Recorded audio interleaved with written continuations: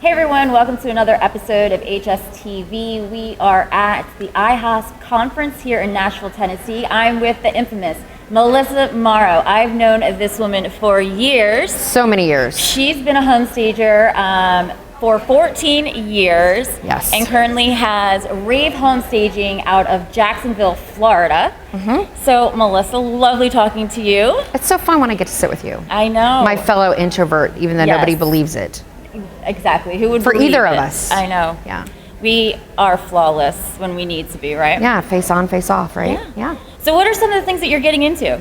So we're actually getting ready to move into a new staging warehouse in January. And I'm excited because the new warehouse, 14,400 square feet, and it's gonna have about 3,500 square feet of designated corporate space, which means we're actually getting a podcast room, to start doing our podcasts. We're gonna have 2 classrooms, so I'm gonna go back into teaching again. The company is basically self-sufficient at this point. We do about 10 houses a week, 2 stages, 2D stages every day, Monday through Friday. And I don't have to run in operations anymore, so I'm kind of going back to the stuff that is so fun for me, which is education. How do you, because a lot of times people get in the business for the creativity or because they like the numbers, how are you able to be hands off on your business so much? Right, well, so the key to that is good people. And I think the key to that is really understanding your own strengths and weaknesses. So a lot of times people don't want to really take a clear, focused look at themselves, and they want to try to do it all, or they think they can't afford to pay somebody else because they're not making enough money now. And I really look and I see, well, what things do I struggle with? What things do I hate doing? And those are the first, what things would make me more money in my business if I did more of them? And I look at those positions and attributes and I'm like, okay, well, I hate doing paperwork and I'm bad at it. So it's just not a strength that I have. I can't stay focused on paperwork. So that's like one of the first places I had to hire. And then a staging assistant was important because, again, I'm not a detail-oriented person. I'm a big picture thinker. I'm not a detail person. So I needed somebody that could come in and clean the glass and, clean the frames and make sure everything was perfect at the end of the day versus it just being me kind of finishing it off not well. So, okay, hands off. Let's say people want to level up. How do they even do that? You go from a solopreneur to then saying, okay, I want a team. Yeah. But finding the right team can be challenging. Do you teach that?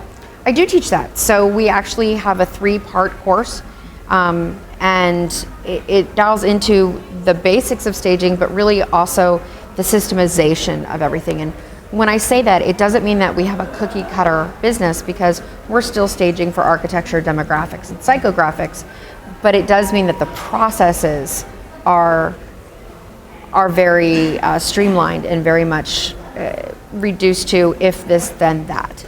And so when you have that streamlined, everybody knows that regardless of what you're picking for a house, the systems are the same. And so they're easily able to go in, and if any reason somebody gets sick or the schedule shifts, we could actually pass that process off to somebody else and they can step in and manage that process. Which I love. I love that you do have hands off. Some of the things that I do are hands off. So what else are you doing with yourself these days since you have a hands off business? Since I have a hands off business, right.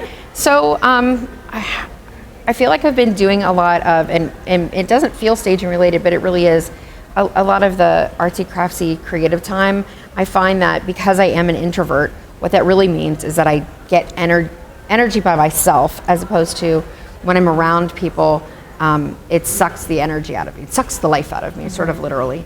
And I feel very zen painting and stuff like that. So we've actually gotten a lot more into, I've started doing art for our business. So for our higher end properties, I'm actually creating our own artwork and fun things like that. I still dabble a little bit in real estate, not much, but we have some investor clients that are really good clients and we're taking their listings because it's funny, the clients that I'm thinking of in my head that we're taking the listings of, when we approach them about staging, they said that they didn't need staging because their realtors did the staging. You're familiar with that concept, yes, right? Yes. And I was like, oh, great, show me the pictures. I want to see their work. And I was able to showcase the differentiation between a realtor who brings stuff into a house they're not staging, and how we're highlighting their architecture, the flow of the house, the improvements that they put into the property versus just bringing stuff in. And they found that their houses were selling so much faster, they actually started buying twice as many houses. And then their realtors who had been working on it were having a hard time keeping up. And they're like, if we're gonna continue buying at this rate, I need somebody who understands this process. And so my husband and I have started picking up the listings for those because their realtors literally couldn't handle the increased volume that staging brought in for them. How important is the home staging real estate relationship? Like, do you think home stagers should know more about the industry? Oh, I think that's such a big hurdle for us, is if stagers don't understand how to speak the language and how the process works, then they can't really have good communication, because they literally don't understand the functionality of what the realtor does and the timeline necessities.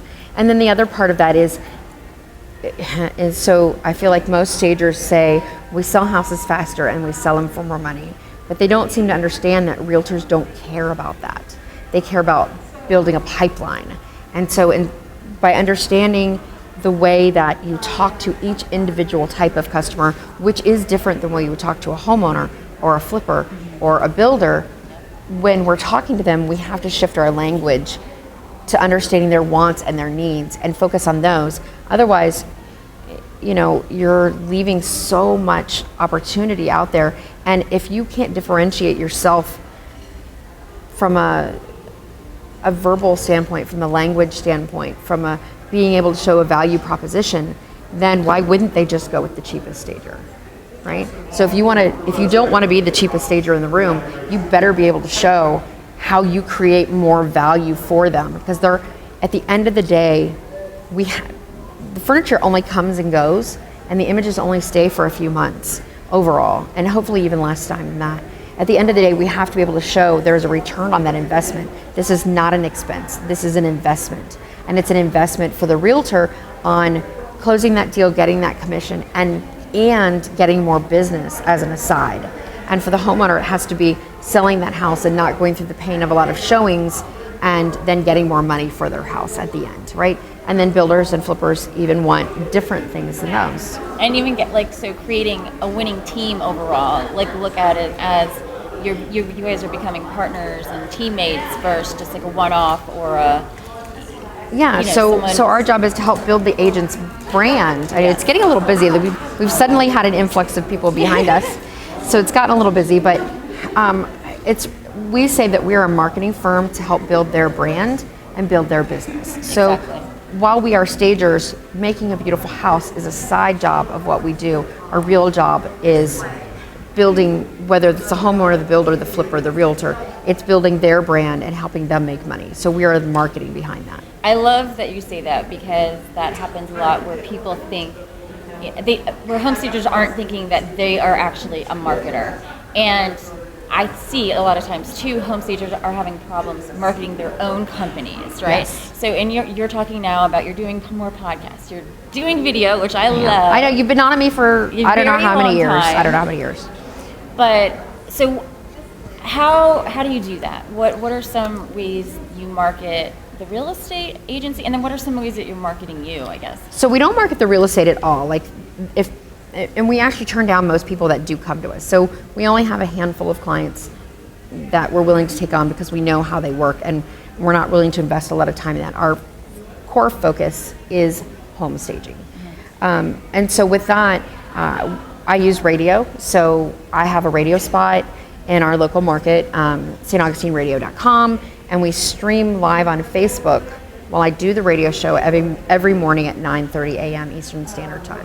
So you can get on, and we usually have at least 20 to 30 people join us live, and then several hundred that actually watch us later when they can watch the show at will. So if they can't make the show, they can watch the Facebook Live. on that. And so we're building up more of an audience. And I do find consistency in that is key, because they know, like we have people that say they set their clock to turn on Facebook and watch us at 9:30. So when they know that we're releasing that, it's not just like randomly put it up, that the strategy is to have it at that time all the time. So we do that, and then I try to do some basic Facebook Lives, tours of properties, things like that.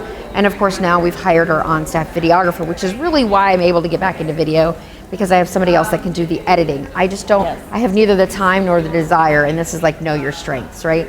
And weaknesses, and I have neither the time nor desire to learn how to do that.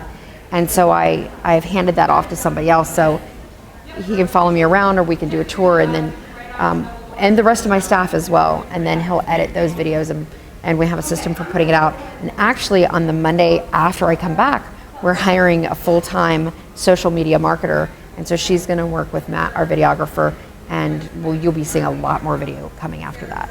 Awesome, a lot more video content. And I feel like nowadays that's if you're gonna be an entrepreneur, this is the way you have to market. Yeah, and we try to have entertainment value, but we really wanna push education.